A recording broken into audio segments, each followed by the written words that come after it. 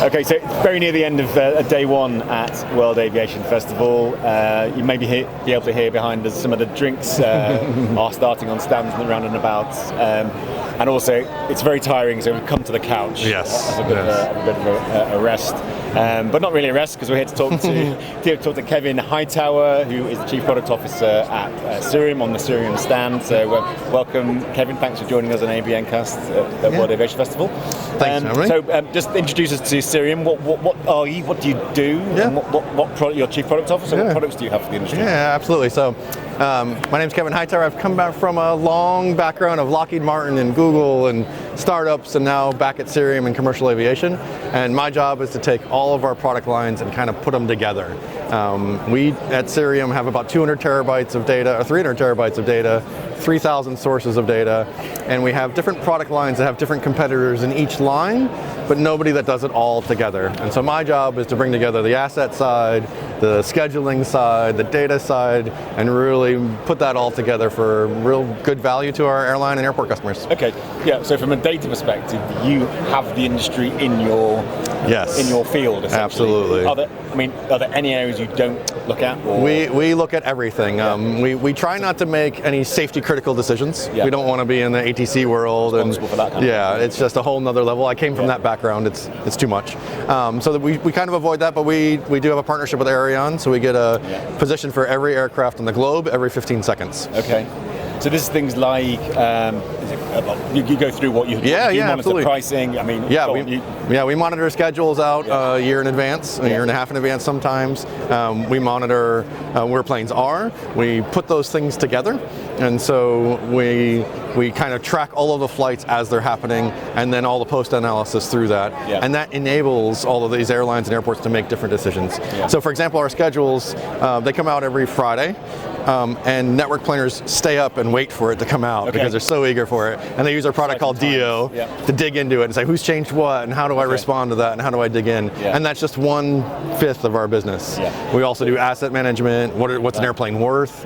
How's it configured? What engines are on it? How many seats are on it? And that leads to other things like emissions. We can predict emissions really well because we know the schedule, we know where it's going, we know how it's configured, we know the last time that engine had maintenance, and so we know what kind of CO2 it puts out, and so we can model all that. This is super in depth as well. It's like this is like aircraft by aircraft, not a generic overview. Absolutely. You know exactly what's going on with the aircraft. You know the engine types. Absolutely. And then we put the analytics on top of that to give the more broad sense of, well, this is happening in Asia, and this is happening with this airline. But then we dig all the way down to that real per seat behavior. And so customer-wise, it's obviously the airlines are using this to optimize their operations. So that's obviously anyone else who customers use this? Another big one is airports.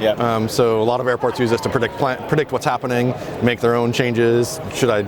How do my competitors work? But banks, lessors, people that actually own the airplanes, insurers, how do I insure that airplane? Lessors are a really fascinating area we can talk about as well. But any stakeholders have got a vested interest in the aviation. Yeah, we actually have a saying within Cirium. We're starting to release a little more publicly, but we have this ambition to power every decision connected to aviation. Okay. I know one area you've recently got into is a product called ground events. Yes, ground events, So you're monitoring when the aircraft isn't in the sky, and you think, why is that? Why is that? Absolutely. It's a great twist on what you can do with the power of data. And so, like I said, we have this every 15 seconds we know where the plane is, and we also know, wait, it's not there anymore and it's not moving. Is it in a retrofit facility? Is it getting an upgrade? Is it just stuck somewhere? And you can imagine being a lessor and wanting to know, hey, that plane hasn't moved in 3 days or 7 days, should it have? But yes, we started to look at that data from a per tail perspective, so the real asset. Where is it going? Where has it been? What is it doing? And what's going next? And so we started to get into not only the ground events of the past, but then predicting the future. The last time you had a C-check was here, most likely this window is the next time you're going to have a C-check. And then if you take that, again, like do it flight by flight, tail by tail, but you back out a little bit, you can start to see, oh, this airline has their schedules this way, so most likely this plane's going to be out this time of service. Or I'm doing upgrades on all my 737s that are more than 10 years old, and you can start to see those patterns. I'll admit, I have had a demo of this, so I didn't know more than I was letting on. But you can actually see things like the big trends. So when a certain aircraft type launched in a certain time, certain time, and now coming up for their renewal, for their major maintenance schedules. Excuse me. You can even see the issues that we're having. So the issues with some of the engines, obviously, these are being dealt with at the minute, and you can see how each airline is dealing with that. Absolutely. How far along they are. Everyone's doing it different ways. Sometimes you can see, they've obviously decided to do it quickly and in a slightly emergency way. So that every aircraft has gone offline. How do you know they're offline, if you like? How do you know they're not in the air? Because I can see you monitor them when they're flying, but when they're on the ground. And that's part of that connection with Arion. We get so many positions every 15 seconds, so everywhere in the globe. And so the second that they leave that airport, we know. And they have to know because it's part of ATC and it's part of the rules of flying. And so we know when it's on the ground because the system goes off. And we know where it is. And so how do the airlines feel about that?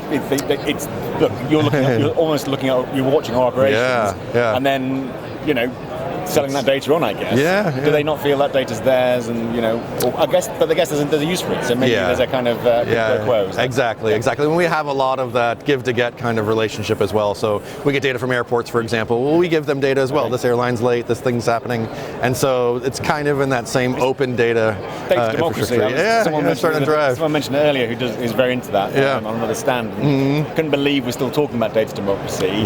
He just the principle, because for him it's just a no-brainer. But it seems like it's happening. It is happening. It's happening more and more. There's still data that's never going to be shared, like that revenue data, that how many people are actually booked on that flight, which one's the most important to me. That data is really core to them, but the rest is really starting to be not only democratized, but commoditized. You look at the schedule, for example, a commercial schedule for commercial airlines, the comparisons are pretty much the same.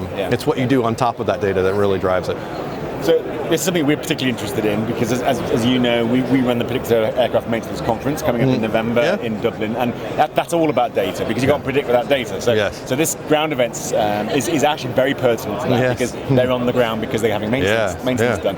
And this brings us probably into the lessor discussion, is that clearly everybody who has an asset, they want to know what they've got. It's really difficult to assess that with an aircraft because they go through so many iterations and things change and events happen. So this is really actually key to PAM, to more efficiency. Absolutely. And there's even things like special areas. A volcano goes off.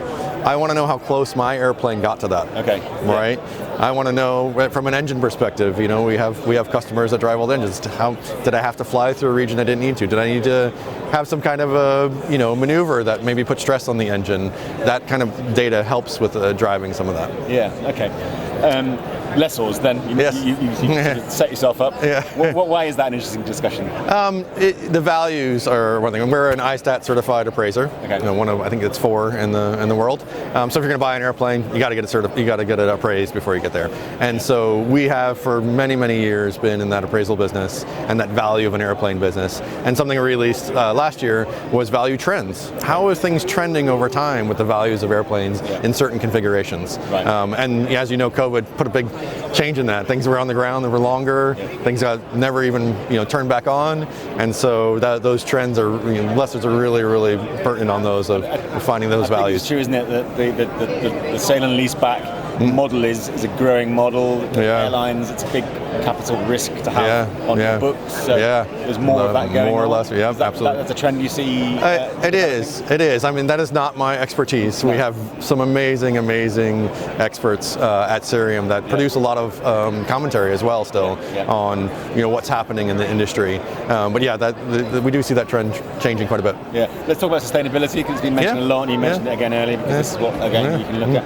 Now, there's I don't know if you caught the debate earlier with Willie Walsh and David from Breeze. They were really going on about the impact of SAF and whether and all that stuff. What is clear is the industry's got to do something, and you can't do something without knowing what you're dealing with. What you're doing, so this is important. What data do you have that helps airlines to address that problem? And there's a saying, that which is measured can be improved. And one of the problems with sustainability is it's really easy to do a back of the napkin, LAX to Heathrow. It burns this much fuel in general. But actually getting into the details of how much time it was in the air, how much time was in the ground, what kind of engines it has on it, when were they last serviced, get you the real value. And we have a certified approach through our Emerald Sky that analyzes this and predicts those values. And then you can make changes and actually see it. Right? If you just do the back of the napkin, if you upgraded that engine or just had its service and now it's much more efficient, where's the change? If you're doing a really generic approach, you're not getting any credit for that. And that's really where we see the drive is measuring and making improvements and seeing those changes actually have an effect. And again, it gets granular, so that is the impact, seat by seat. Seat by seat, yeah. Configuration by configuration. Absolutely, absolutely. So every airplane's configured a bit differently. We know per seat what's there and what's being used. Okay. And is there a time where you think this information would go, it is going to the consumer now. I don't know how good the information is. I mean, there's some of the big OTAs are putting it on. I think Skyscanner's got a... You see it. This is the most CO2 friendly option. Exactly. And that's the kind of the back of the napkin piece, which is great. It's great for consumer choices. It's great for those kind of decisions. It's a start. I think where it'll really change is when regulation comes in, right? When you have to show that you're reducing. And so Relics, our parent company, we report on CO2 and how much CO2 we're cutting down, and they use Emerald Sky to do those valuations. And it's been independently verified. Emerald Sky is more product is their approach to it. And then they can see year over year and produce in their annual report. They say, this is how much we've actually reduced by making conscious decisions. Sure.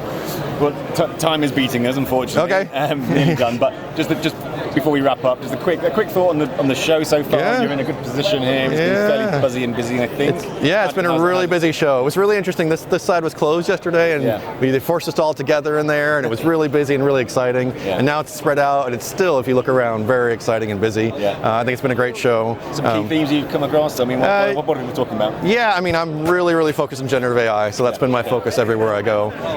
And there's definitely a few things starting here and there. We have some announcements coming out too.